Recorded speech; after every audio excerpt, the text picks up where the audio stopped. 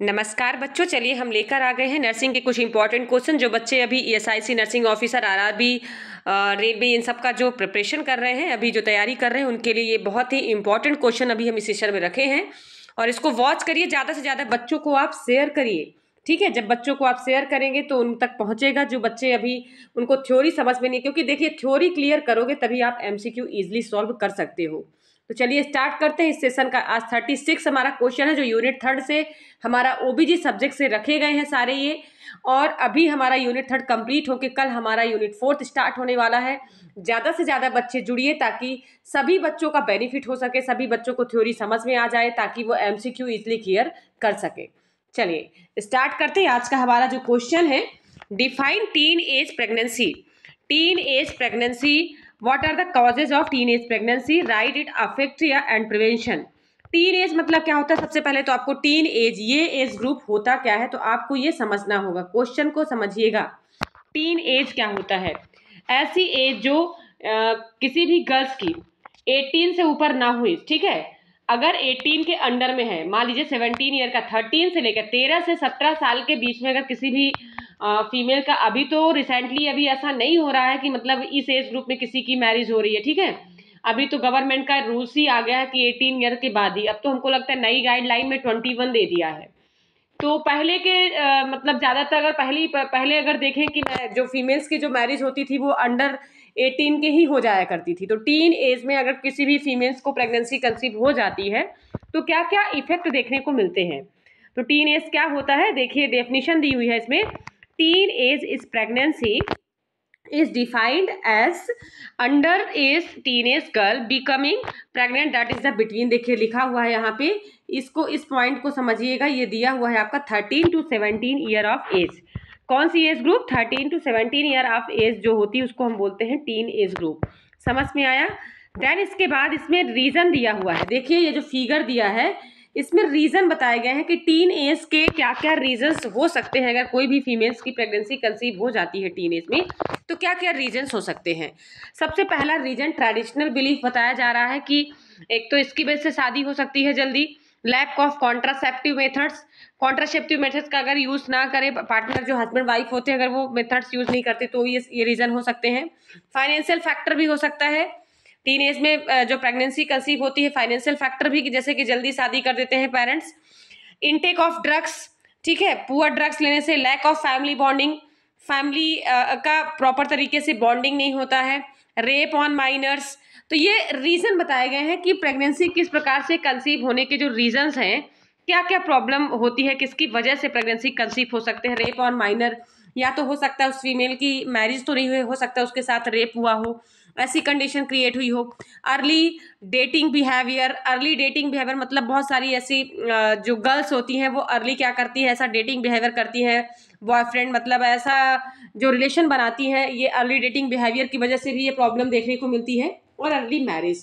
तो ये इतने सारे जो रीजन्स है वो देखने को मिलते हैं टीनेज प्रेगनेंसी में होने वाले जो प्रॉब्लम्स देखे गए हैं अभी, कि क्या किस वजह से ये प्रॉब्लम आती है, किस वजह से टीन एज ग्रुप में प्रेगनेंसी कंसीव हो जाती है, तो वो रीजन दिया गया है, कारण बताया गया है यहाँ पे। चलिए आगे हम देखेंगे अर्ली मैरिज। अर्ली मैरिज पहला reason, it is a important role in the teen age pregnancy. If the female gets married early it become obvious that the become the mother early. Important role होता है teenage pregnancy का। अगर early marriage हो जाती, किसी भी females की जल्दी शादी हो जाती है तो उस एज ग्रुप में जल्दी प्रेगनेंसी कंसीव होने के रीजंस बनते हैं।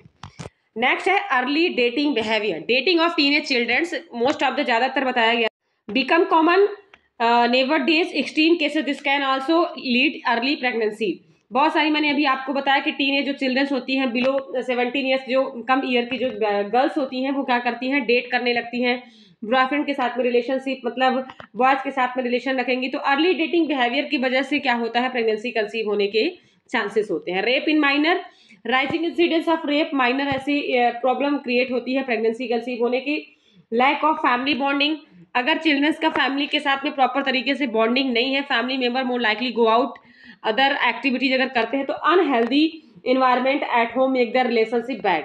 अगर मान लीजिए कि फैमिली मेंबर घर से बाहर चले जाते हैं, ठीक है, बच्चों को मतलब क्लोजली रिलेशनशिप उनका अगर नहीं होता है तो अनहेल्दी इन्वायरमेंट अगर घर पे वो क्रिएट करते हैं तो बैड रिलेशन बनाते हैं किसी भी पर्सन के साथ में, तो क्या क्रिएट होता है, आपको प्रेगनेंसी कंसीव होने के चांसेस रहते हैं गर्ल्स को। इनटेक ऑफ ड्रग जैसे कि alcohol also cause is the under intoxication children can get into such activities. मतलब ये टॉक्सिक अफेक्ट करते हैं, जैसे कोई भी गर्ल्स क्या करती है, ड्रग्स लेती है या अल्कोहल ले रही है, अगर स्मोकिंग कर रही है, तो ये प्रॉब्लम देखने को मिलता है कि वो देखिए नशे में धुत रहती हैं ऐसी गर्ल्स, उनको पता नहीं होता कि हम कौन सी एक्टिविटीज कर रहे हैं क्या कैसे। तो अगर वो बैड एक्टिविटीज करती हैं, किसी के साथ में सेक्सुअल रिलेशनशिप बनाती हैं, तो इससे क्या होता है, प्रेगनेंसी कंसीव होने के चांसेस रहते हैं। चलिए नेक्स्ट पॉइंट हमारा है फाइनेंशियल फैक्टर। फाइनेंशियल फैक्टर क्या रीजन होता है, तो one of important factor is the financial Constance and poverty. Sometimes girls include in the activities in the lower of money and can result in the pregnancy। बहुत सारी girls क्या होती हैं, poor family से belong करती हैं, मतलब उनके पास फाइनेंशियल प्रॉब्लम बहुत होती है, तो ऐसी गर्ल्स क्या करती हैं, कुछ एक्टिविटीज ऐसी करती हैं कि मनी को पाने के लिए क्या करेंगी, वो इस तरह से ऐसा वर्क करती हैं, सेक्सुअल वर्क करती हैं, जिसकी वजह से क्या होता है, प्रेगनेंसी कंसीव होने के चांसेस टीनेज में रहते हैं। समझ में आया, तो एक तो ये रीजन बनता है आपका। Next, lack of contraceptive early. अगर किसी भी फीमेल्स की शादी हो जाती है, गर्ल्स की शादी हो जाती है, तो उस समय पे क्या होता है, अगर कॉन्ट्रासेप्टिव मेथड्स यूज नहीं करते हैं, तो टीनेज में प्रेगनेंसी होने के चांसेस देखने को मिलते हैं, और इसके बहुत सारे एडवर्स इफेक्ट उसकी बॉडी में देखने को मिलता है। इसके बाद traditional belief in some societies. कुछ सोसाइटीज का जो ट्रेडिशनल बिलीफ है, जो उनके कल्चर में बना हुआ है, good things of the girls get pregnant early after marriage is considered as a proof for fertility. देखिए कुछ ऐसे ट्रेडिशनल बिलीफ बहुत सारे घरों में ऐसा, मतलब ओल्ड जो थिंकिंग है, थॉट है कि मतलब अगर मैरिज हो गई है तो जल्दी मैरिज के बाद प्रेग्नेंट होना चाहिए, ठीक है। तो वो लोग बहुत हैप्पीनेस फील करते हैं, अच्छा फील करते हैं, और बोलते हैं कि इससे इस टाइम का फर्टिलिटी रेट भी क्या होता है, काफ़ी प्रूफेबल होता है। तो उनका एक ट्रेडिशनल बिलीफ होता है, उनका एक बिलीफ, एक मानना होता है, एक विश्वास होता है कि अगर मैरिज हो गई है तो इसके बाद बच्चा होना ही चाहिए। तो अगर बच्चा, देखिए एज तो छोटी है, अगर मैरिज जल्दी हो गई तो एज छोटी है अगर, लेकिन फैमिली वाले क्या कर रहे हैं, उनका ऐसा एक्सपेक्टेशन होता है। बहुत सारे आपने देखा होगा, दादा दादी से बोलने लगते हैं कि मतलब एक पोता हो जाए, पोता हो जाए। तो ऐसा अगर घरों में चलता है, तो इससे क्या होता है, अर्ली प्रेगनेंसी कंसीव हो जाती है, और फीमेल इससे क्या करती है, सफर करती है। तो considered proof of fertility. Effect teenage pregnancy, क्या क्या इफेक्ट देखने को मिलते हैं, इस पॉइंट पे ध्यान दीजिएगा। अगर टीन एज में किसी भी फीमेल्स को, अगर टीन एज में किसी भी फीमेल्स को प्रेगनेंसी जल्दी कंसीव हो जाती है, तो क्या प्रॉब्लम देखने को मिलती है, क्या उसकी बॉडी में इफेक्ट आता है। High drop out from school. Teenage mother are more likely at drop out from the school. Mother remain in the most common not properly educate. Teenage में अगर प्रेगनेंसी किसी भी फीमेल्स को हो जाती है, तो मदर क्या करती है कि मोस्ट ऑफ द स्कूल्स वगैरह में बोला जा रहा है, teenage mothers are more likely drop out from the schools. अगर स्कूल्स वगैरह में है तो वो ड्रॉप आउट हो जाती है स्कूल से। Mother remain most cases not properly educate, और वो प्रॉपर तरीके से, ऐसी जो फीमेल्स होती है, ऐसी जो मदर्स होती हैं, उनको प्रॉपर एजुकेशन नहीं मिल पाता है। क्यों? क्योंकि अगर जो जल्दी ही प्रेगनेंसी अगर कंसीव हो जाती है, तो स्कूल में वो पढ़ाई नहीं कर पाती, उससे बाहर हो जाती है, एजुकेशन से बाहर हो जाती है, और उनको कंटिन्यूएशन प्रॉब्लम होती है, ठीक है, पढ़ने में। तो एक तो ये हो गया high drop out from school, school से वो ड्रॉप हो जाती हैं। Premature birth. Female who gets pregnant at teenage can give birth premature. अगर कोई भी फीमेल जल्दी प्रेग्नेंट हो जाती है, तो उस समय क्या होता है, प्री मैच्योर बच्चा पैदा होता है। हो सकता है बच्चे का वेट या बच्चे का हाइट कुछ ऐसा प्रॉब्लम क्रिएट हो सकता है उस कंडीशन में। इनएडिक्वेट nutrition. Teenage mother less likely adequate nutrition during pregnancy, this can give rise further problem. अगर टीन एज मदर है और उस कंडीशन पर प्रेगनेंसी के टाइम पे अगर वो प्रॉपर तरीके से डाइट नहीं ले रही है, तो बहुत सारी प्रॉब्लम देखने को मिल सकती है। Maternal infant mortality rate. Maternal mothers और बच्चे को दोनों का रिस्क क्या बन सकता है, मोर्टालिटी, मैटरनल डेथ या बच्चे के डेथ की कंडीशन भी क्रिएट हो सकती है टीन एज प्रेगनेंसी की वजह से।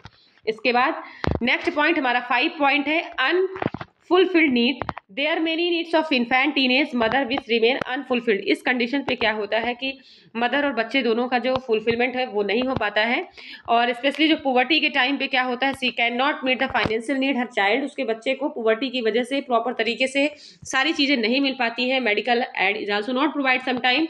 Not matures understand the emotional need of the child. और प्रॉपर तरीके से जो मदर होती है उस एज में मैच्योर नहीं रहती है अपने बच्चे के लिए, किस तरह से उसको केयर करना है, ठीक है, इमोशनली कैसे उसके साथ में उसको क्या क्या नीड है बच्चे को, इसके लिए वो क्या होती है, प्रिपेयर नहीं रहती है, अनफुलफिल्ड नहीं रहता है उसके लिए, ठीक है, फुलफिल्ड नहीं रहती है वो उस कंडीशन पे। समझ में आया? तो ये हो गया इन्फेंट और टीनेज मदर का अनफुलफिलमेंट नीड्स। हेल्थ रिस्क, क्या क्या हेल्थ रिस्क बन सकते हैं टीनेज में प्रेगनेंसी अगर कंसीव होती है किसी भी फीमेल्स को, तो क्या क्या स्वास्थ्य से रिलेटेड प्रॉब्लम या क्या क्या स्वास्थ्य रिलेटेड रिस्क देखने को मिल सकते हैं। तो क्या क्या होते हैं देखिए, more likely anaemia, pregnancy induce hypertension, genital tract infection. Genital area में इन्फेक्शन होने के चांसेस हो सकते हैं, या तो हाइपरटेंशन ब्लड प्रेशर ज़्यादा जा सकता है फीमेल्स का, और एनीमिक फीमेल्स क्या हो सकती है उसके अंदर एचबी का लेवल, हीमोग्लोबिन का लेवल भी क्या हो सकता है, कम होने के कंडीशन या चांसेस बन सकते हैं। चलिए अब इसमें बताया गया है प्रिवेंशन। टीन एज में अगर किसी भी फीमेल्स को प्रेगनेंसी हो जाती है तो क्या क्या प्रिवेंशन करेगी वो। Effective way reducing the rate of teenage pregnancy to have open talk teenager with their parents. Reduce करना है, ठीक है, रिड्यूस करना है, स्पेशली पेरेंट्स को टीनेज में प्रेगनेंसी के लिए ओपनली बातचीत करना है बच्चों से, ताकि इन चीज़ों से अभी रिड्यूस हो सके, बच सके females. Educate given at school, education school में दिलवाना है उसको, विद्यालय में एजुकेशन दिलवाना है, शिक्षा दिलवाना है उसको पूरी तरह से, इस तरह से टीनेज प्रेगनेंसी प्रिवेंट हो सकती है। Health care professional can also play role in providing educational talk information to the teenage. Health care profession के बारे में उसको बताना है, ठीक है, प्रॉपर तरीके से एजुकेशन टीनेज में देना है उसको, इसके बारे में बातचीत करना है।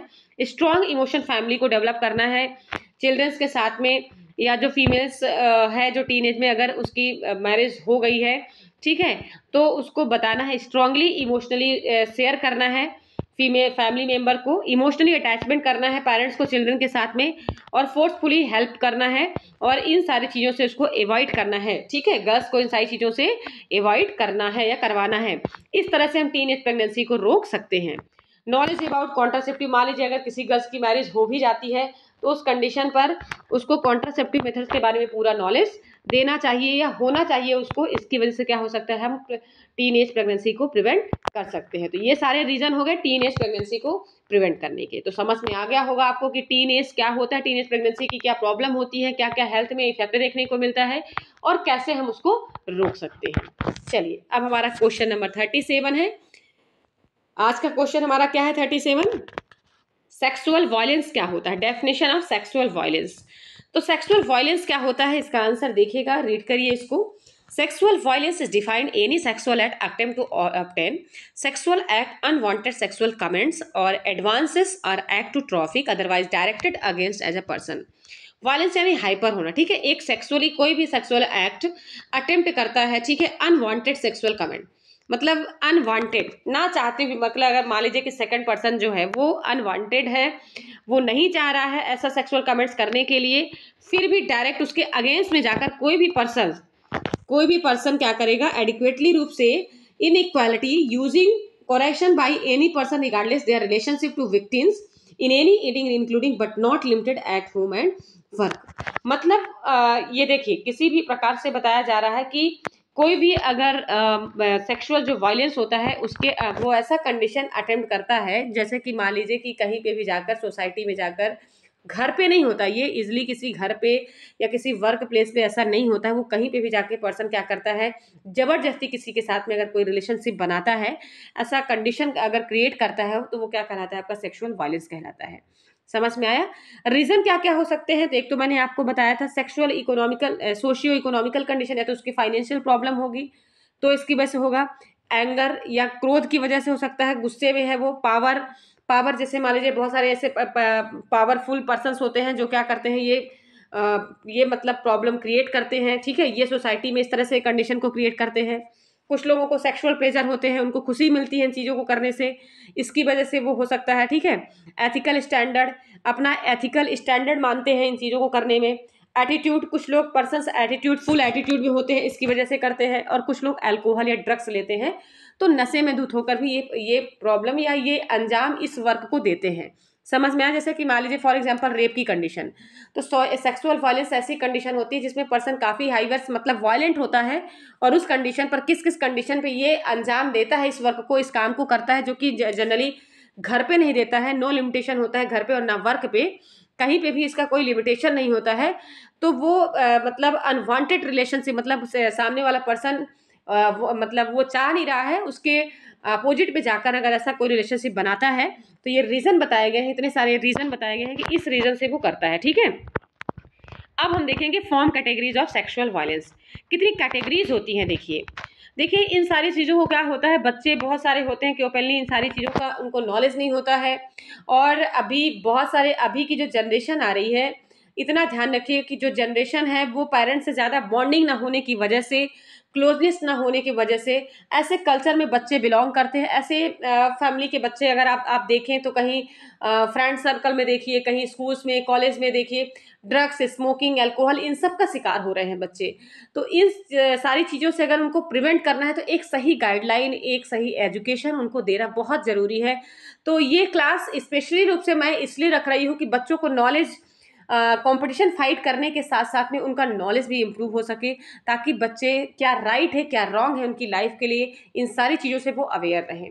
कैसे सोसाइटी में उनको रहना है, कैसे उनको अपने काम को अटेम्प्ट करना है आगे, किस तरह से अपने फैमिली मेंबर के साथ में कोऑपरेट करके चलना है, कैसे आपको अदर सोसाइटी में रहना है, कैसे सोसाइटी के पर्सन्स हैं। ठीक है, तो ये सारी चीज़ें अगर आप फुली आपको नॉलेज होगा तभी आप क्या कर सकते हो, इसको ऑब्जर्व कर सकते हो। चलिए, क्या क्या कैटेगरीज बनती हैं, क्या क्या फॉर्म होते हैं सेक्सुअल वायलेंस के, तो बताया जा रहा है wide range of sexual violence का जो कैटेगरीज बताई गई है इसके अंडर में। तो इसमें सबसे पहला है रेप विद इन मैरिज और डेटिंग रिलेशनशिप। रेप हो सकता है या तो मैरिज होने वाली हो या तो फिर कोई भी पर्सन डेट करता हो, बॉयफ्रेंड और जो गर्लफ्रेंड होती है एक दूसरे को अगर डेट कर रहे हैं तो ऐसा रिलेशनशिप बनता है। या रेप बाय स्ट्रेंजर, या कोई पर्सन रेप करता है तो ये कंडीशन क्रिएट होती है सेक्सुअल वायलेंस की।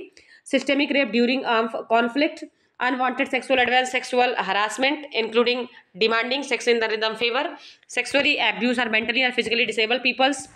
ठीक है, sexual abuse of children, force marriage और cohabitation including the marriage of childrens, denial of the right to use contraception or to adopt other measure to protect against sexually transmitted disease, forced abortion।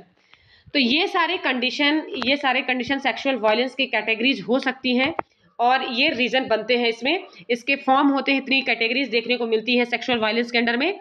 अब हम देखेंगे क्या क्या effect sexual violence के देखने को मिलता है। तो पहला जो इफेक्ट इसमें देखने को मिलता है, फिजिकल इफेक्ट देखने को मिलता है। बॉडली या शारीरिक रूप से क्या इफेक्ट देखने को मिलता है सेक्सुअल वायलेंस का, तो result into sexual transmitted disease or infectious, intended pregnancy and subsequent unsafe abortion, injuries including trauma to reproductive tract। देखिए सेक्सुअल वायलेंस की वजह से क्या फिजिकली उसकी बॉडी में क्या अफेक्ट आ सकता है, तो एक तो सेक्सुअली ट्रांसमिटेड डिसीज ट्रांसमिट हो सकता है, इन्फेक्शन हो सकते हैं, प्रेगनेंसी कंसीव होने के चांसेस होंगे, अनसेफ अबॉर्शन हो जाएगा, इंजुरी हो सकता है रिप्रोडक्टिव ऑर्गन्स में। ठीक है, इसके बाद साइकोलॉजिकल इफेक्ट देखने को मिलता है, psychological post traumatic stress disorder, PSID की प्रॉब्लम दिखेगी, post PTSD post traumatic disorder, मतलब हो सकता है किसी भी गर्ल्स के साथ में अगर कोई रेप हुआ हो तो उसके अंदर, उसके माइंड में ये सारी चीज़ें बैठ जाएंगी, स्ट्रेस हो जाएगा, एक डिप्रेशन हो जाएगा उसके अंदर में और वो सुसाइड अटेम्प्ट करने की कोशिश करेगा। Social effect, women who have suffered sexual violence often experience stigma and face rejection by the partner, husband, families and communities। Social effect भी देखने को मिलता है, वुमेन अक्सर सफ़र करती हैं सेक्सुअल वायलेंस एक्सपीरियंस को, ऐसे मतलब बाई पार्टनर, अपने पार्टनर के थ्रू। रिजेक्शन मतलब जैसे कि मान लीजिए कि उसका हस्बैंड हो गया, उसके फैमिली मेम्बर या कम्युनिटीज़ हो गए जो कि क्या करते हैं कि वुमेन्स को अगर निगलेक्ट करते हैं। ठीक है, बहुत सारी वुमेन्स को निगलेक्ट करते हैं, ऐसी सफ़र करने वाली जो वुमेन्स है, तो उसकी वजह से भी उनमें अक्सर उनके साथ में ऐसा कौन सा एक्सपीरियंस होता है, सेक्सुअल वायलेंस वाला एक्सपीरियंस देखने को मिलता है। रिजेक्शन बाई पार्टनर, अगर पार्टनर के थ्रू या हस्बैंड के थ्रू या फैमिली या कम्युनिटीज़ के थ्रू अगर उनको रिजेक्ट किया जाता है तो ऐसा इफेक्ट भी देखने को मिलता है कि वुमेन्स सेक्सुअल वायलेंस वाली कंडीशन से सफ़र करती रहती हैं। समझ में आ गया होगा आप लोगों को, तो ये इफेक्ट सेक्सुअल वायलेंस के देखने को मिलता है। ठीक है, ऐसे वुमेन्स क्या करती हैं, वो सेक्सुअल वायलेंस से सफ़र करती रहती है सोसाइटी में। ध्यान रखिएगा, सोशल इफेक्ट देखने को मिलता है, जिनके पार्टनर, जिनके हस्बैंड या जिनकी फैमिली उनको ध्यान नहीं देती है, तो इसकी वजह से बहुत सारी वुमेन इन सारी कंडीशन से क्या करती हैं, सफ़र करती रहती हैं। चलिए, प्रिवेंटिव मेजर्स हम देखेंगे, क्या क्या प्रिवेंशन देखेंगे इसके लिए, मैन और वुमेन्स दोनों के लिए बताया गया है। For man, always be sure the womens whom you want to have sex also fully agree with it। देखिए, इसको प्रिवेंट कैसे किया जा सकता है कि अगर मैन हमेशा श्योर होना चाहिए कि जो सेकंड पार्टनर है वुमेन हमेशा वो एग्री होना चाहिए इसके लिए। If you are not clear, talk about with her without, आपको बातचीत किए हुए ये क्लियर नहीं करना है, किसी प्रकार का ऐसा अंजाम नहीं देना है वर्क को। Never pressurise women to have sex, pressure नहीं डालना है वुमेन्स के साथ में, अवॉइड करना है ड्रग्स और अल्कोहल को, having sex emotionally unstable womens, women under the influence alcohol और drugs also consider sexual abuse. आपको वुमेन्स को भी किसी भी उसमें अल्कोहल या ड्रग्स में देकर इंड्यूस करके कंसिडर नहीं करना है सेक्सुअल अब्यूज के लिए। समझ में आया? तो इस तरह से हम मैन के थ्रू क्या कर सकते हैं, उसको प्रिवेंट कर सकते हैं। अब इसके बाद हम देखेंगे वुमेन्स के लिए, make clear bondage of yourself till what extent you want to go, clarify your thought to other. Women के थ्रू देखिए क्या होना चाहिए कि मेक क्लियर बाउंड्रीज होना चाहिए मैन के साथ में, उसके थॉट्स क्लैरिफाई होना चाहिए सेक्स के लिए, ठीक है वो। और फील अनकंफर्टेबल, अगर वुमेन्स अनकंफर्टेबल सिचुएशन फील कर रही है तो try to get out from there, वहां से उसको बाहर चले जाना चाहिए। Try get out from there, वहां उस एरिया से, मतलब वुमेन मैन के साथ में उसको नहीं रहना है अगर वो अनकंफर्टेबल फील कर रही है उस सिचुएशन में। दूसरे पर्सन के साथ में फिर उसको नहीं रहना है, मतलब अदर पर्सन के साथ में आपको रहना है। फिर make it a point, tell your parents और friend know about and hit home going. आपको हमेशा अपने पेरेंट्स के साथ में और फ्रेंड्स नो अबाउट, अपने फ्रेंड्स वगैरह के बारे में क्या करना है, बातचीत करना है। अवॉइड ड्रग्स और अल्कोहल को क्या करना है, अवॉइड करना है। तो इसकी वजह से आप सेक्सुअल वायलेंस को क्या कर सकते हो, प्रिवेंट कर सकते हो। समझ में आया? तो ये मैन में देखने को मिल रहा है कैसे प्रिवेंट करोगे, और ये वुमेन्स के लिए बताया जा रहा है कि वुमेन्स में कैसे आप इन चीजों को प्रिवेंट कर सकते हो। तो अगर अनकंफर्टेबल सिचुएशन है वहां पे, अगर कोई अदर पर्सन है वहां पे, तो वहां से उस एरिया से क्या करना है, वुमेन्स बाहर चले जाना चाहिए। अगर उस एरिया में अगर वुमेन्स बाहर जाती है तो वो सेफ हो जाती है। तो इन चीजों से प्रिवेंट किया जा सकता है। चलिए एक नया वर्ड हम पढ़ेंगे, डिफाइन इनकेस्ट। इनकेस्ट क्या होता है, इनकेस्ट क्या है? It is a type of sexual abuse. ये बहुत इंपॉर्टेंट क्वेश्चन है। इनकेस्ट आपने वर्ड सुना होगा या नहीं सुना होगा, हमें तो नहीं पता है, लेकिन आज एक नया वर्ड मैं लेके आई हूँ, इनकेस्ट क्या होता है। तो इनकेस्ट एक प्रकार का सेक्सुअल अब्यूज वर्ड है, जहाँ पे जो अब्यूजर होता है, जो अब्यूज करने वाला पर्सन होता है, abuser is a member of child immediate family, that is the father, grandfather, brother, uncle etcetera. Incest क्या होता है, सेक्सुअली अब्यूज, जो अब्यूजर होगा वो इमीडिएट रूप से member of the child, immediate, ठीक है, member of the child, family member ही होगा वहां पे, जो ट्रोमेटिक कंडीशन को क्रिएट करेगा। बताया जा रहा है trust abuse the people suppose natural love and protect the child from any harm, abusing their power to satisfy their whole physical emotional development. Abuser is power further by forcing the child not to tell anyone. देखिए इसमें बताया जा रहा है कि इस तरह का जो सेक्सुअल अब्यूज है, अब्यूजर मेंबर होता है बच्चे का इमीडिएट फैमिली मेंबर, जैसे कि फादर हो गए, स्टेप फादर, ग्रैंडफादर, अंकल हो गए। Most of the traumatic reason अगर वहां पे क्रिएट होती है, या सेक्सुअली अब्यूज की जो प्रॉब्लम अगर वहां पे क्रिएट होती है, तो suppose that the nurture love and protect the child को प्रोटेक्ट करने के लिए अब्यूसिंग हार्मफुल पर्सन के बीच में उसको नहीं रखना है। आपको पावरफुल या ऐसे पर्सन को जिससे आप सेटिस्फाई हो फिजिकली या इमोशनली, जो डेवलपमेंट पर्सन हो, उसके साथ में the abuser uses is power further by forcing the child not be tell anyone, ठीक है।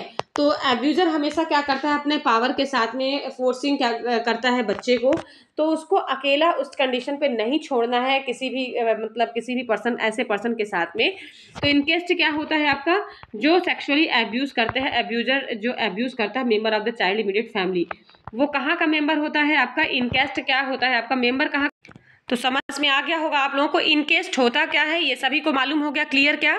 देखिए इनकेस्ट क्या होता है, सेक्सुअल अब्यूज, जो अब्यूजर होगा उसी बच्चे का, जो चाइल्ड का बच्चे का क्या होगा, इमीडिएटली कोई फैमिली मेंबर होगा, उसमें से उसका फादर होगा या कोई ग्रैंडफादर या उसका ब्रदर या कोई अंकल। तो उसके जो फैमिली मेंबर ही क्या करते हैं, उसके जो खून के रिलेशन, मतलब बोलते हैं ना कि खून का रिश्ता है उसके साथ में, ब्लड रिलेशनशिप, बच्चे का जो रिलेशन, फैमिली मेंबर का कोई ना कोई ऐसा मेंबर होगा जो अब्यूजर होगा, ठीक है, जो सेक्सुअल अब्यूज को अंजाम देता है, उसको हम इनकेस्ट बोलते हैं। बहुत इंपॉर्टेंट पॉइंट है, इसको आप ध्यान रखिएगा। इनकेस्ट को ऐसा अंजाम अगर देता है, ऐसा ट्रोमेटिक रीजन वहां पे क्रिएट करता है, तो इस तरह से ऐसे बच्चे को, मतलब पेरेंट्स को भी बच्चों को मतलब इस कंडीशन, इस सिचुएशन में इमोशनली या फिजिकली रूप से जिससे वो सेटिस्फाइड ना हो, तो पावरफुली उसको अलोन नहीं करना है। अब्यूजर क्या करता है, अपने पावर के साथ में फोर्स करता है बच्चे के साथ में अकेले रहने के लिए, कि वहां पे कोई ना हो, उस कंडीशन पे वो अब्यूजर कोशिश करता है बच्चे के साथ में रहने के लिए। तो समझ में आ गया आपको कि ऐसा अब्यूजर जो उस फैमिली मेंबर का ही हो, ठीक है, बच्चे का, मतलब जिसके साथ में अगर वो अब्यूज कर रहा है उसका कोई ना कोई फैमिली मेंबर हो, उसके खून का रिलेशनशिप हो, उसका ब्लड का रिलेशनशिप हो, तो इस कंडीशन को हम बोलते हैं इनकेस्ड अब्यूजर, ठीक है, इनकेस्ड बोला जाता है उस टर्म को हम क्या बोलेंगे, इनकेस्ड। इस टर्म को ध्यान रखिएगा। चलिए, तो समझ में आ गया होगा आप लोगों को। अब नेक्स्ट क्वेश्चन हम पढ़ेंगे, define adoption, right the rules reason of adoption. क्या होता है एडॉप्शन, ठीक है, एडॉप्शन क्या होता है, adoption is the act of legally placing a child with parents और parents other than the those the where. Adoption होता है लीगली रूप से जब बच्चे को पेरेंट्स क्या करते हैं, एडॉप्ट करते हैं। जैसे कुछ पेरेंट्स को बच्चे बॉर्न नहीं होते हैं तो वो बच्चों को क्या कर लेते हैं, एडॉप्ट कर लेते हैं। तो टाइप बताया गया है, 2 types of adoption, open adoption, close adoption. Also known as the fully open क्या होता है, fully disclosed adoption, there is the communication information between adoptee biological parents। communication में include letters, email, telephone call और visit। open adoption क्या होता है, इसमें fully disclosed होते हैं, पता नहीं होता उनको, closely adoption नहीं होता है पेरेंट्स का, कम्युनिकेट होकर या किसी भी इंफॉर्मेशन के थ्रू बच्चे को अडॉप्ट करते हैं, बायोलॉजिकली पेरेंट्स होते हैं, जैसे थ्रू द लेटर के थ्रू या किसी ईमेल के थ्रू या टेलीफोन के थ्रू उनको बच्चे मिलते हैं और ओपनली वो क्या करते हैं, उसको अडॉप्ट करते हैं। Close adoption also known as the undisclose, जो कि क्लोज नहीं होता, ये अनडिस्क्लोज एडॉप्शन होता है। There is no communication of information between biological parents and adoptive parents. इसमें किसी प्रकार का कम्युनिकेशन नहीं होता, ना तो उनको कोई इन्फॉर्मेशन होता है उनके बीच में, और वो बच्चे को अडॉप्ट करते हैं उस कंडीशन पे, वो क्या होता है आपका क्लोज एडॉप्शन। चलिए, एडॉप्शन के अब रूल्स पढ़ते हैं, क्या क्या रूल्स होते हैं। Indian citizens, Hindu, Jain, Sikh, Buddhism are allowed formally adopt of childs. Adoption, Hindu Adoption Maintenance Act 1956, 1956 में हिंदू एडॉप्शन एक्ट को चलाया गया था। Under this the act single parents married couple not permitted to adopt more than 1 child of the same sex, foreign citizens and there this Indian national whom are Muslim, Parsis, Christian, Jewish subjected guardians ward act of 1890। Under this act, adoptive parents only the guardian of the child until she has reaches 18 year of age. An adoptive, देखिए इसमें बताया गया है कि इस act के through under मतलब 18 year अगर एज हो जाती है गार्जियंस का, तभी वो बच्चे को क्या कर पाते थे, एडॉप्ट कर पाते थे, गार्जियन ऑफ द चाइल्ड, ठीक है। फिर उसके बाद an adoptive parents should be medically fit and financially able, वही पेरेंट्स अडॉप्ट कर पाते थे जो मेडिकली रूप से फिट होते थे और जो फाइनेंशियली जो एबल होते थे बच्चे की केयर करने के लिए। पर्सन अडॉप्ट वही कर पाता था जो एटलीस्ट 21 ईयर ओल्ड का हो, और there is no legal upper age limit. Parents but most adoptive agencies mark with the regard as India and Indian non resident Indian or foreign citizen में adopt childs, they have follow certain guideline documentation for the adoptive parents. A single female और married couple can adopt a child, single female हो और married couple वो adopt कर सकते हैं बच्चे को। In India single male is usually not eligible to be adoptive parents, देखिए इंडिया के अंदर ये है कि जो अगर मेल सिंगल है तो वो फिर बच्चे को अडॉप्ट नहीं कर पाएगा, ठीक है। फिर रीजन फॉर एडॉप्शन, एडॉप्शन के क्या क्या रीजन होते हैं जिसकी वजह से पेरेंट्स अडॉप्ट करते हैं बच्चे को। तो common one is the east parents adoption where the new partner of parents में legally adopt child from parents previous relationship. Infertility cases की कंडीशन में बच्चा अगर मैरिज नहीं हो रहा है पेरेंट्स को तो बच्चे को अडॉप्ट करते हैं। Some people avoid the contribute perceiving over population, कुछ पेरेंट्स क्या करते हैं ओवर पॉपुलेशन को परसीव करने के लिए उसको अवॉइड करते हैं, वो बिलीव करते हैं कि बेटर केयर हम देंगे otherwise parentless children than it the reproduce. कुछ बच्चे क्या होते हैं जिनके पास पेरेंट्स नहीं होते हैं, पेरेंटलेस बच्चे होते हैं, तो वो क्या करते हैं उन बच्चों को अडॉप्ट करते हैं। इस सिचुएशन में भी बच्चे को अडॉप्ट किया जाता है, ठीक है। Some adoption are due to health concern with the couple having inheritable disease, मान लीजिए कि पेरेंट्स को इनहेरिटेबल कोई डिसीज है जो बच्चा अडॉप्ट करने में उनको प्रॉब्लम हो रही है, अदरवाइज डिसीज कोई भी बायोलॉजिकली बच्चे को कन्वर्ट हो सकती है, तो उस कंडीशन पे हम नहीं मतलब जो पेरेंट्स है वो बच्चे को अडॉप्ट करते हैं। तो ये रीज़न बताए गए हैं कि किस तरह से अडॉप्शन की प्रोसेस होती है, कैसे लोग बच्चा अडॉप्ट करते हैं, किस रीजन से अडॉप्ट करना पड़ता है उनको, ये सारे रीज़न उसमें दिए गए हैं। तो समझ में आ गया होगा आपको अडॉप्शन क्या होता है, बच्चे को अडॉप्ट करना, जिसको हिंदी में बोलते हैं गोद लेना, ठीक है। बच्चे को गोद लेना जिससे उसकी परवरिश करते हैं, जो पेरेंट्स बच्चे को लेते हैं अडॉप्ट करते हैं तो वो पूरी परवरिश अपने उसमें करते हैं बच्चे की। तो समझ में आ गया होगा आप लोगों को। चलिए नेक्स्ट क्वेश्चन हम देखेंगे, write short note glucose intolerance. Glucose intolerance नहीं, टॉलरेंस टेस्ट क्या होता है। Glucose tolerance test is a lab test होता है जिसमें से body move sugar from the blood into tissues like muscles and fat. जब शुगर क्या होता है ब्लड अथवा टिश्यूज में मसल्स और फैट में प्रेजेंट हो जाता है उस कंडीशन पे हम ग्लूकोज टॉलरेंस टेस्ट करते हैं। This test use of the diagnosis diabetes. Diabetes को ये टेस्ट स्पेसिफिक रूप से किसको डायग्नोसिस करने के लिए किया जाता है? डायबिटीज को डायग्नोसिस करने के लिए, शुगर को टेस्ट करने के लिए किया जाता है। Test screen for diabetes during pregnancy are done differently. और ये टेस्ट एक स्क्रीन में किया जाता है और किसके लिए किया जाता है? स्पेसिफिक रूप से प्रेगनेंसी के टाइम पे मदर्स को डायबिटीज है कि नहीं है ये जानने के लिए क्या किया जाता है? ग्लूकोज टॉलरेंस टेस्ट किया जाता है। चलिए नेक्स्ट क्वेश्चन हम देखेंगे, causes and complication of ectopic pregnancy. बहुत इंपॉर्टेंट क्वेश्चन है ये। देखिए इस तरह से जो क्वेश्चन होते हैं, इन क्वेश्चनों के बीच से ही आपके एमसीक्यू बनाए जाते हैं। तो जो इंपॉर्टेंट होता है, देखिए मैं पहले उनको बता देती हूँ कि ये क्वेश्चन बहुत इंपॉर्टेंट, इसको ध्यान से पढ़िएगा। जैसे इसमें इन केस एक वर्ड आया था, जो फैमिली मेंबर का ही क्या होता है, जो एब्यूजर होता है वो होता है, वो एक टर्म आपका बहुत इंपॉर्टेंट था। और ये एक आपका एक्टोपिक प्रेगनेंसी क्या होती है। तो सबसे पहले तो आपको जानना होगा कि एक्टोपिक प्रेगनेंसी क्या है। तो एक्टोपिक प्रेगनेंसी वो होती है, एक्टोपिक प्रेगनेंसी जब फर्टिलाइज ओवम क्या होता है? डेवलप होता है, आपका नॉर्मल यूट्राइन कैविटी में ना होकर कहीं अदर पार्ट में होगा, जैसे कि फैलोपियन ट्यूब एम्पुला वगैरह में हो गया, ठीक है, या स्टमक में हो गया। तो उस कंडीशन पे फर्टिलाइज ओवम अगर अदर एरिया में हो जाता है, ठीक है, वहां पे बच्चा अगर ग्रो कर रहा है, वहां पे इम्प्लांट हो गया, अगर ओवम वहां पे फर्टिलाइज ओवम अगर वहां पे इम्प्लांट हो गया, तो वो क्या कहलाता है? आपका एक्टोपिक प्रेगनेंसी। आपका इसमें डेफिनेशन दिया भी है, ectopic pregnancy is one which the fertilize ovum implant and develop outside the normal uterine cavity. Incidence rate बताया गया है इज द 1:50 प्रेगनेंसी, 95 to 96%। एक 50 प्रेगनेंसीज में केवल 1% देखने को मिलता है, और ये केसेस प्रेगनेंसीज के 95 to 96% देखने को मिलता है। चलिए रीजन बताया जा रहा है इसमें, क्या क्या रीजंस की वजह से एक्टोपिक प्रेगनेंसी हो सकते हैं। Inflammation and scarring of fallopian tube from previous medical condition, infection of surgery. Inflammation होगा या स्कारिंग होगा फैलोपियन ट्यूब में, या प्रीवियस कोई मेडिकल कंडीशन क्रिएट हुई होगी, या इन्फेक्शन हुआ होगा सर्जरी के थ्रू, तो ये कंडीशन क्रिएट हो सकती है। हार्मोनल फैक्टर की वजह से, जेनेटिक एबनॉर्मलिटीज की वजह से, बर्थ डिफेक्ट, बच्चे में कोई बर्थ डिफेक्ट होगा इसकी वजह से हो सकता है। मेडिकल कंडीशन, बर्थ डिफेक्ट, देखिए बच्चे में नहीं, ये मदर्स के रिप्रोडक्टिव ऑर्गन्स में कोई प्रॉब्लम होगी बर्थ डिफेक्ट की वजह से, मतलब इसका रीजन बन सकता है, ठीक है। एक्टोपिक प्रेगनेंसी का ये रीजन बताया जा रहा है यहाँ पे। हिस्ट्री ऑफ पीआईडी, या तो फिर उसको पेल्विक इन्फ्लेमेटरी डिसीज हुई होगी, इसकी वजह से एक्टोपिक प्रेगनेंसी हो सकती है, ठीक है। मैटरनल एज अगर 35 बोलते हैं ना, 30 ईयर के अंडर में अगर बच्चा कंसीव कर लो, बच्चा अगर डिलीवर कर लो, तो वो सबसे बेस्ट एज मानी जाती है। और उसके बाद अगर ओवर एज होती है तो ये एक्टोपिक प्रेगनेंसी होने के चांसेस बनते हैं। तो एज का भी बताया गया है, देखिएगा बहुत इंपॉर्टेंट पॉइंट है। एक तो hormonal, genetic, birth defect, medical condition, that condition fallopian tube, maternal age of the 30 year और more age, history of PID, PID मतलब पेल्विक इन्फ्लेमेटरी डिसीज, पेल्विक में कोई प्रॉब्लम होगी या तो इसकी वजह से हो सकता है। History of pelvic surgery, smoking, list of fertility drugs, history of endometriosis, endometrium की जो लेयर है, हो सकता है कि जो उसका यूट्रस की जो लेयर है इंडोमेट्रियम, उसमें कुछ प्रॉब्लम हो, स्ट्रक्चरल एबनॉर्मलिटी फैलोपियन ट्यूब में हो, सेक्सुअली ट्रांसमिटेड डिसीज हो फीमेल्स को, तो ये सारे प्रॉब्लम क्या हो सकते हैं? एक्टोपिक प्रेगनेंसी होने के रीजन बन सकते हैं। अब इसके बाद कॉम्प्लिकेशन क्या होगा?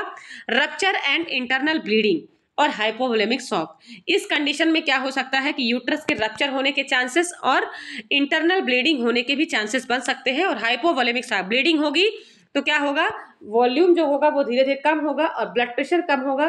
तो ब्लड प्रेशर अगर कम होगा, इससे क्या होगा? आपको जो फीमेल है उसको हाइपोवोलेमिक शॉक होने की कंडीशन क्रिएट हो सकती है। तो समझ में आ गया होगा आप लोगों को कि एक्टोपिक प्रेगनेंसी क्या होती है, किसकी वजह से होते हैं, क्या क्या रीजन होते हैं जिसकी वजह से एक्टोपिक प्रेगनेंसी होने के चांसेस होते हैं, और अगर किसी महिला को एक्टोपिक प्रेगनेंसी हो जाती है तो क्या कॉम्प्लिकेशन देखने को मिलते हैं। चलिए नेक्स्ट क्वेश्चन अब हम देखेंगे, मैनेजमेंट ऑफ ट्यूबल प्रेगनेंसी। अगर किसी फीमेल को ट्यूबल प्रेगनेंसी है तो क्या मैनेजमेंट करोगे? एक्सपेक्टेंट मैनेजमेंट, पहले तो सबसे पहले एक्सपेक्टेंट बताया गया है कि किस प्रकार से हम कर सकते हैं। तो close monitoring of the weekly transvaginal ultrasonography, weekly blood measurement, 6 SCG level देखेंगे, ह्यूमन कोरियोनिक गोनाडोट्रोपिन हार्मोन्स का लेवल देखेंगे और उसको एडवाइस करेंगे। Ultrasound scan small ectopic pregnancy with no bleeding, low beta SCG levels. तो एक्सपेक्टेड मैनेजमेंट कर सकते हैं, उसका सोनोग्राफी करने के लिए बोलेंगे, और स्मॉल एक्टोपिक प्रेगनेंसी का रीजन देखेंगे। अगर ब्लीडिंग नहीं हो रही है तो ये रीजन भी उसको हमको देखना है, उसका मैनेजमेंट करना है। Suspected ectopic pregnancy but fail clinically, suspected ectopic pregnancy हो सकता है लेकिन क्लिनिकली रूप से ये फेल्स हो सकता है, ठीक है। तो एक तो ये एक्सपेक्टेड मैनेजमेंट हो जाएगा। देन इसके बाद मेडिकेशन के थ्रू कैसे करेंगे हम? मेथोट्रैक्सेट जो ड्रग्स होती है, methotrexate drugs is use when tube is not ruptured, जो ट्यूब को रप्चर नहीं करते। It help to stop the further development of pregnancy and reabsorbed by the body leaving the fallopian tube intact. ठीक है, तो मेथोट्रैक्सेट जो ड्रग्स होती है वो रप्चर नहीं करती है ट्यूब को, और ये फर्दर डेवलपमेंट जो प्रेगनेंसी को डेवलप करने का होता है उसको स्टॉप कर देती है। और कहाँ रीअब्जॉर्ब करवाती है? Bye the body leaving the fallopian tube. समझ में आया? तो मेथोट्रैक्सेट ड्रग्स यूज किया जाता है उसके लिए। सर्जरी, एक्टोपिक प्रेगनेंसी में क्या किया जाता है? सर्जरी की जाती है, जिसमें से बताया जा रहा है रिमूव। लेप्रोटोमी के थ्रू क्या करते हैं हम? रिमूव करते हैं। सल्पिंजेक्टोमी, फैलोपियन ट्यूब को कट करके अलग कर देते हैं। और सल्पिंजेक्टोमी मतलब उसमें ओपनिंग करके उसको रिमूव करते हैं। और टोटल सल्पिंजेक्टोमी, टोटली हम सल्पिंजेक्टोमी या फैलोपियन ट्यूब को कट करके भी क्या करते हैं? उसको रिमूव कर देते हैं। तो ये तो हो गया। देखिए, एक्टोपिक प्रेगनेंसी, ट्यूबल प्रेगनेंसी एक प्रकार का एक्टोपिक प्रेगनेंसी है। और अगर एक्टोपिक प्रेगनेंसी हो जाती है तो आप क्या क्या मैनेजमेंट करोगे? तो सबसे पहले तो अल्ट्रासोनोग्राफी के थ्रू आपको देखना है कि ब्लीडिंग हो रही है कि नहीं हो रही है, तो उस कंडीशन पे उसका लेवल देखना है एससीजी का। फिर एक्टोपिक प्रेगनेंसी क्लिनिकली रूप से बताया जा रहा है सस्पेक्टेड रहेगा, लेकिन फेल्स होने के चांसेस रहते हैं। मेडिकेशन से बताया जा रहा है कि कैसे उसको रप्चर कर दोगे, तो मेथोट्रैक्सेट ड्रग्स का आपको यूज करना है। फर्दर वो प्रेगनेंसी को क्या करती है? स्टॉप कर देती है। और सर्जरी के थ्रू हम क्या करते हैं? लेप्रो मतलब होता है आप फैलोपियन ट्यूब में क्या करोगे? लेप्रोस्कोपी करोगे। ठीक है, उसको पहले विजुलाइज करोगे, उसके बाद ओपनिंग करोगे। सल्पिंजेक्टोमी मतलब क्या करोगे? पूरा आपको जो फैलोपियन ट्यूब है, जो आपका फैलोपियन ट्यूब है, तो समझ में आ गया होगा आप लोगों को। लेप्रोटोमी और लेप्रोस्कोपी एब्डोमेन में होता है। देखिए, मैंने आपको ये भी बताया था। तो इनका मीनिंग होता है फैलोपियन ट्यूब। ध्यान रखिएगा, सल्पिन वर्ड अगर कहीं पे आता है मतलब फैलोपियन ट्यूब, और टोमी मतलब ओपनिंग करना, और एक्टोमी मतलब कट कर देना। तो एक तो एक्टोमी एक साइड में हो सकता है, टोटल होता है दोनों साइड में फैलोपियन ट्यूब को। देखिए, कुछ इस तरह से स्ट्रक्चर आपने देखा होगा यूट्रस का। तो ये जो लाइनिंग बनी होती है, ट्यूब बनी होती है, फैलोपियन ट्यूब होती है। तो एक तो सल्पिंजेक्टोमी होगा तो एक वाला एरिया कट करके अलग कर दिया जाएगा, लेकिन जब टोटल बताया जा रहा है तो दोनों एरिया कट करके क्या कर दिए जाएंगे? अलग कर दिए जाएंगे। तो समझ में आ गया होगा आपको। लेप्रोस्कोपी, लेप्रोटोमी मतलब क्या होता है? एब्डोमेन। लेप्रो वर्ड अगर आता है, ये किसका मतलब होता है? एब्डोमेन। एब्डोमेन में विजुलाइज करके, ओपनिंग करके प्रेगनेंसी को क्या करना? वहां पे हटाना, उसको रिमूव करना। समझ में आ गया होगा कि एक्टोपिक प्रेगनेंसी अगर हो जाती है तो किस प्रकार से उसका मैनेजमेंट हम करेंगे, कैसे उसको ठीक करेंगे। ये सारे रीजन के थ्रू हम क्या कर सकते हैं? उसको ठीक कर सकते हैं। चलिए, नेक्स्ट क्वेश्चन है हमारा, about step reduce maternal mortality rate. कैसे आप मैटरनल मोर्टेलिटी रेट को, मदर के जो डेथ होती है उसको कैसे कम कर सकते हो? रिड्यूस यानी क्या क्या कमियां ला सकते हो, कौन कौन से स्टेप आप यूज करोगे इसमें से? तो सबसे पहले बताया गया अर्ली रजिस्ट्रेशन ऑफ प्रेगनेंसी। सबसे पहले प्रेगनेंसी का रजिस्ट्रेशन कराना। एटलीस्ट 3 एंटीनेटल चेकअप होना चाहिए। ठीक है, अगर फर्स्ट ट्राइमेस्टर हो तो उस समय पे उसको विजिट कराना। सेकंड ट्राइमेस्टर और थर्ड आपका पोस्ट नेटल के बाद, मतलब पोस्ट नेटल पीरियड के टाइम पे एक विजिट करवाना चाहिए। तो एटलीस्ट 3 एंटीनेटल चेकअप। अभी तो 4 हो गया है, तो 3 एंटीनेटल चेकअप कब होगा? प्रेगनेंसी के टाइम पर। ठीक है, तीनों ट्राइमेस्टर में एंटीनेटल चेकअप प्रॉपर तरीके से होगा तो मैटरनल मोर्टेलिटी को हम क्या कर सकते हैं? कम कर सकते हैं। और इम्प्रूव न्यूट्रिशनल स्टेटस, इम्प्रूव करना है न्यूट्रिशनल स्टेटस को। ठीक है, identification of high risk cases, they are referral, appropriate referral. Prevention, complication को प्रिवेंट करना है सबसे पहले कि प्रेगनेंसी के दौरान अगर कोई कॉम्प्लिकेशन है उसको रिड्यूस करना है। मेडिकल कंडीशन, आपको ट्रीटमेंट प्रोवाइड करना है। अगर मान लीजिए कोई हाइपरटेंशन की प्रॉब्लम है, ठीक है, इक्लैम्सिया, प्री इक्लैम्सिया के चांसेस अगर देखने को मिलते हैं तो वहाँ पे आपको क्या करना है? मेडिकेशन देना है। ठीक है, anti malarial drug, tetanus prophylaxis, anti malarial drugs देना है। अगर मलेरिया वगैरह का अगर प्रॉब्लम है तो उसको ड्रग्स देना है। इंस्टीट्यूशनल डिलीवरी कराने के लिए वुमेन्स को बोलना है कि वो किसी संस्था या किसी भी ऑब्स्टेटिकल हिस्ट्री या कहीं पे अगर रिस्क फैक्टर ना क्रिएट हो उस एरिया पे क्या करना है? डिलीवरी कराना है उसको। या इस कंडीशन में क्या होगा? मैटरनल मोर्टेलिटी को आप प्रिवेंट कर सकते हो। Promotion of family planning, family planning के लिए प्रमोट करना है कि अगर 2 बच्चे हो गए हैं, अगर 1 चिल्ड्रन से, या अगर 2 बच्चे अगर हो गए हैं तो उससे ज़्यादा फिर आपको बच्चे नहीं करना है। और उसके स्पेसिफिक मेथड्स के बारे में उसको बताना है, फैमिली प्लानिंग के बारे में पूरा उसको बताना है। ठीक है, एजुकेट करना है, प्रमोट करना है फीमेल्स को। तो इस कंडीशन में मैटरनल मोर्टेलिटी रेट को हम क्या कर सकते हैं? कम कर सकते हैं। और to provide safe delivery services to all mother by training the TBA, upgrading the health center, making government vehicle available emergencies and increasing the number of health care provider। सभी भी फीमेल्स को सेफ डिलीवरी सर्विसेज प्रोवाइड करने के लिए जो trend birth attendants जो होती हैं वहाँ पे, लोकल गाइड्स वगैरह होती हैं, वो ट्रेन पर्सन होना चाहिए वहाँ पे। और हेल्थ सेंटर में अपग्रेड करना है, गवर्नमेंट की जितनी भी व्हीकल जो सुविधाएं हैं, यातायात के जो साधन, अगर कोई भी इमरजेंसी प्रॉब्लम अगर होती है तो वहाँ पे उनको हेल्थ केयर प्रोवाइड करने के लिए वहाँ पे क्या करना है, ले जाना है। ठीक है, उनको बताना है कि वहाँ पे हेल्थ सेक्टर में जाके आप अपना चेकअप कराइए, वहाँ पे फैमिली मेंबर को बताना है, ताकि इससे क्या होगा, मैटरनल मोर्टालिटी रेट को हम कम कर सकते हैं। सेफ डिलीवरी सर्विसेज को प्रोवाइड करना है मदर्स को। देन 11 पॉइंट है periodic refresher courses of continue education of the level of health care, highlight preventive measures. आपको रिफ्रेशर कोर्स बताना है, कंटिन्यू एजुकेशन देना है रिलेटेड टू प्रेगनेंसी, प्रेगनेंसी से रिलेटेड ए हेल्थ वर्कर, अगर वहाँ के जो टीम मेंबर है हेल्थ वर्कर्स हैं, वो इन सारी चीज़ों को क्या कर सकते हैं, प्रिवेंट कर सकते हैं। समझ में आया? तो इस तरह से हम कॉम्प्लिकेशन कैसे कम कर सकते हैं, मैटरनल मोर्टालिटी रेट को कम कर किया जा सकता है। तो ये सारे पॉइंट की जो दिए हुए हैं इसके अंडर में, इनके थ्रू हम क्या कर सकते हैं, मैटरनल मोर्टालिटी रेट को कम कर सकते हैं। समझ में आ गया होगा आप लोगों को। चलिए नेक्स्ट क्वेश्चन हम देखेंगे, risk factor pathophysiology of tubal pregnancy. क्या रिस्क फैक्टर बन सकते हैं, या क्या बॉडली मतलब जो स्ट्रक्चर है वो कैसे चेंज हो जाता है एक्टोपिक प्रेगनेंसी या ट्यूबल प्रेगनेंसी में। ध्यान रखिएगा, ट्यूबल प्रेगनेंसी को ही हम एक्टोपिक प्रेगनेंसी बोलते हैं। तो previous ectopic pregnancy risk factor बन सकता है ट्यूबल प्रेगनेंसी में।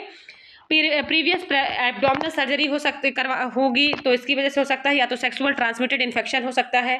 प्रीवियस फैलोपियन सर्जरी होगी तो इसकी वजह से भी कंडीशन क्रिएट हो सकता है, रिस्क हो सकता है। इंडोमेट्रोसिस हो सकता है, पेल्विक इन्फ्लामेटरी डिसीज, ये सारे रिस्क फैक्टर ट्यूबल प्रेगनेंसी में हो सकते हैं। समझ में आया? सिगरेट स्मोकिंग अगर कोई करता है तो इस कंडीशन पे हो सकता है।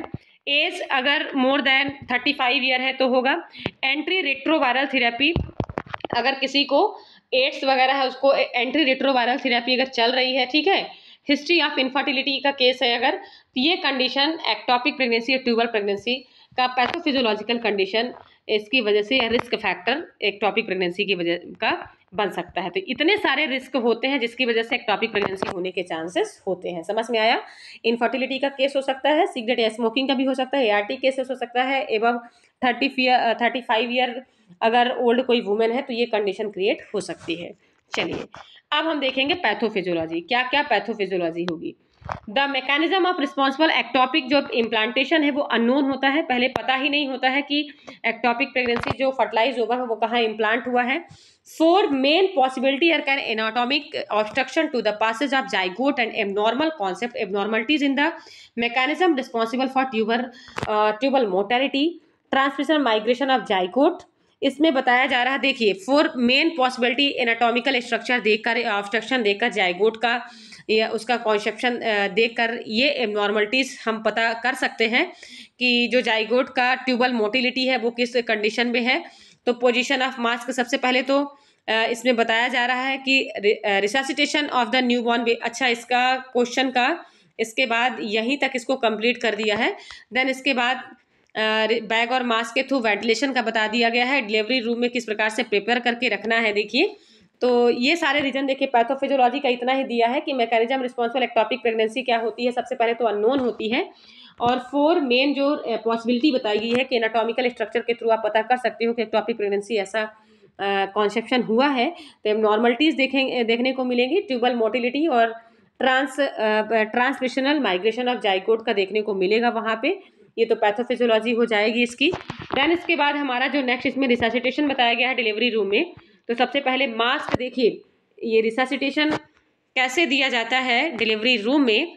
तो पोजीशन ऑफ मास्क का पोजीशन देखिए, चिन को कैसे कवर कर रहा है पूरा, mask cover nose mouth edge of chin, hold mask with thumb के थ्रू मास्क को होल्ड करके रखना है। देखिए दूसरा हैंड्स आप देखिए यहाँ से होल्ड करके दिया है, and index middle finger hold chin with the finger. और जो इंडेक्स मिडिल फिंगर है ये सब किसको होल्ड कर रही है, ये आपका ये सारे किसको फोल्ड कर रहे हैं, रिंग फिंगर, ये सब मास्क को क्या कर रहे हैं, होल्ड करके। एक हैंड्स जो है वो आपका किसको होल्ड कर रहा है, आपका सबसे पहले तो आपको देखना है मास्क को होल्ड कर रहा है, और मिडिल फिंगर ये किसको सब कुछ कर रहा है, बैक को। ठीक है, तो देखिए किस तरह से पंप का, तो इस तरह से आपको हैंड्स के, एक हैंड्स के थ्रू आपको पंप करना है और एक हैंड्स के थ्रू आपको क्या करना है, मास्क को होल्ड करके रखना है। देन प्लेस कैसे प्लेस करना है, पोजीशन मतलब लेटना है। ठीक है, सक्शन माउथ का कैसे सक्शन करना है, नोज का कैसे सक्शन करना है, ठीक है कैसे, तो इसमें ये सारा दिया हुआ है, आप देखिएगा। इवैल्यूएट करना है रिस्पायरेशन रेट को स्पॉन्टेनियसली, अगर बिलो 100 से अगर बिलो है तो मतलब आपको इसमें पॉजिटिव प्रेशर वेंटिलेशन देना। अगर पॉजिटिव प्रेशर वेंटिलेशन है तो उसका इवन हार्ट रेट, और जब बच्चा क्या करता है अपने से स्पॉन्टेनियसली रूप से सांस लेना स्टार्ट कर देता है, ठीक है, तो वो क्या होता है, इसका मतलब ये है कि बच्चा प्रॉपर तरीके से अभी कैसा है, वेल है। ध्यान रखिएगा, अभी बच्चा जब अगर उसका बिलो 100 से अगर उसका हार्ट रेट कम है तो मतलब बच्चे का भी अभी प्रॉपर तरीके से हार्ट रेट अभी नहीं इंक्रीज हुआ है। देखिए इसमें लिखा हुआ है कि आपको कंटिन्यू करना है जब तक 60 से बिलो अगर हार्ट रेट आ रहा है तो आपको कंटिन्यू करना है वेंटिलेशन का।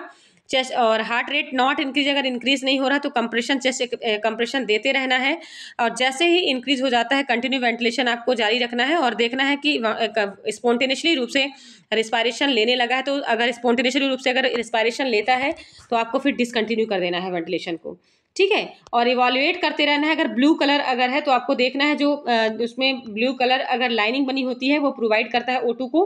और medication heart rate 82 after 30 second, positive pressure ventilation 100% oxygen अगर मिल रही है तो चेस्ट कंप्रेशन उसके कंटिन्यू आपको करना है जब तक उसको 100% वेंटिलेशन ना मिलना स्टार्ट हो जाए, और ऑब्जर्व करते रहना है, मॉनिटर करते रहना है। समझ में आया, ठीक है। फिर इसके बाद इसमें नर्सिंग मैनेजमेंट का दिया गया है। No unusual symptoms usually present in the implantation, the usual sign pregnancy would, ये सारे जो नर्सिंग असेसमेंट बताए गए हैं कि क्या नर्सिंग का रोल्स होता है। Bleeding would follow, sharp stabbing pain in the lower quadrant, तो नर्सिंग मैनेजमेंट इसके बारे में पूरा दिया हुआ है, ठीक है। तो ये तो हो गया आपका वेंटिलेशन का।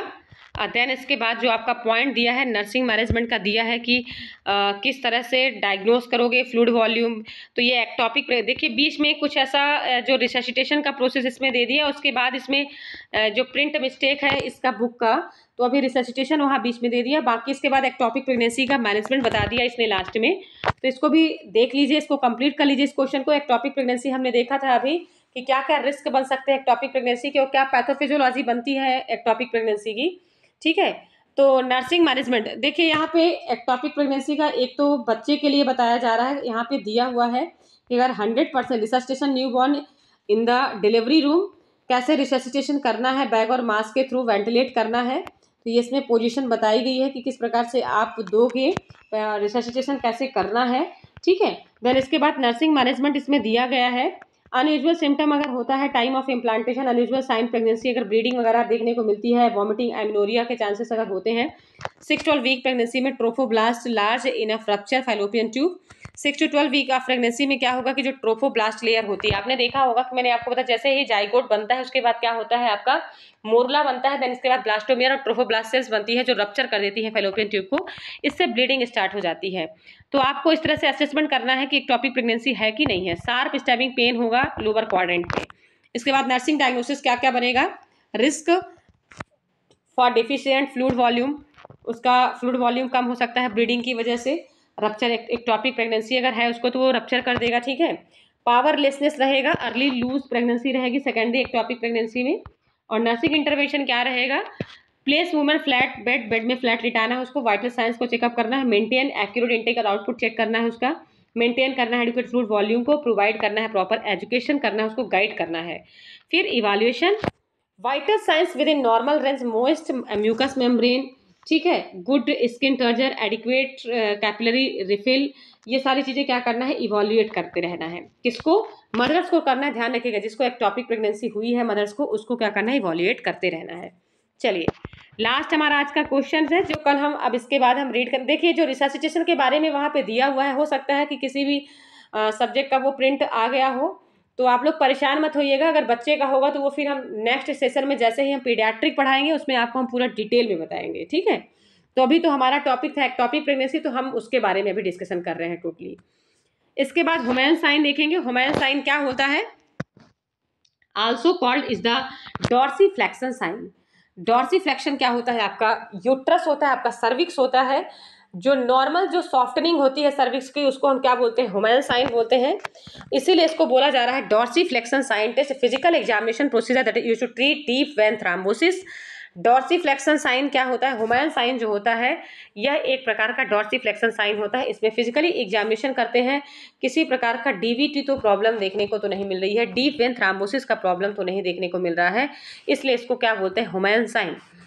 टेक्निक कैसे? Client will need actively extend the knees, उसके क्लाइंट को बोलना है एक्सटेंड रूप से, एक्टिवली रूप से नीज को क्या करे? एक्सटेंड करे। Once knees extend examiner raise the state to 10 degree possibly and abruptly dorsiflex to the foot and squeeze the calf with the other hand। जो एग्जामिनर होता है वो नीज को क्या करता है? घुटने को क्या करता है? 10 डिग्री स्ट्रेट करता है, ठीक है। पॉसिबली एब्रॉप्टली डॉर्सीफ्लेक्स फूट स्क्वीज करेगा, जहाँ पे काफ मसल्स होती हैं वहाँ पे अदर हैंड्स के थ्रू क्या करेगा? उसको फील करेगा। अगर वहाँ पे ऐसा अगर साइन देखने को मिलता है तो वो क्या होता है? आपका हुमायूं साइन। और स्पेशली रूप से इसलिए होता है क्योंकि जैसे ही प्रेगनेंसी कंसीव होती है या किसी प्रकार का मान लीजिए ब्लीडिंग हुई या कोई क्लॉट हुआ, तो इस तरह से क्या होता है? वो डीप वेन थ्रोम्बोसिस होने के चांसेस हो सकते हैं, उसमें ब्लड का क्लॉट क्या हो सकता है? ट्रबल कर सकता है। डीप काफ पेन टेंडरनेस में indicate presence of the DVT. अगर डीप काफ पेन अगर हो रहा है किसी भी पर्सन को तो वो इंडिकेट कर सकता है डीप वेन थ्रोम्बोसिस होने का, और इसी को बोला जाता है हुमायूं साइन। ध्यान रखिएगा, हुमायूं साइन क्या होता है? अगर किसी को काफ मसल्स में अगर पेन हो रहा है तो वो किसके साइन बन सकते हैं? डीवीटी के चांसेस हो सकते हैं, डीप वेन थ्रोम्बोसिस होने के चांसेस हो सकते हैं। चलिए ठीक है, आज का सेशन इतना ही। कल एक नई क्लास के साथ में, एक नए सेशन के साथ में कल हम यूनिट 4 लेके आएंगे। और आज का क्लास कैसा लगा आपको? आप उसको शेयर करिए, लाइक करिए, सब्सक्राइब करिए, ज़्यादा से ज़्यादा बच्चों को आप इसको शेयर करना है, ठीक है। धन्यवाद। चलिए नेक्स्ट क्लास के साथ में हम कल फिर लेके आएंगे, और इस चैनल को उन बच्चों तक पहुंचाइए वहां तक जो बच्चे अभी प्रॉपर तरीके से उनको थ्योरी क्लियर नहीं है, तो वो MCQ कैसे सॉल्व करेंगे ये बताइए आप। चलिए धन्यवाद।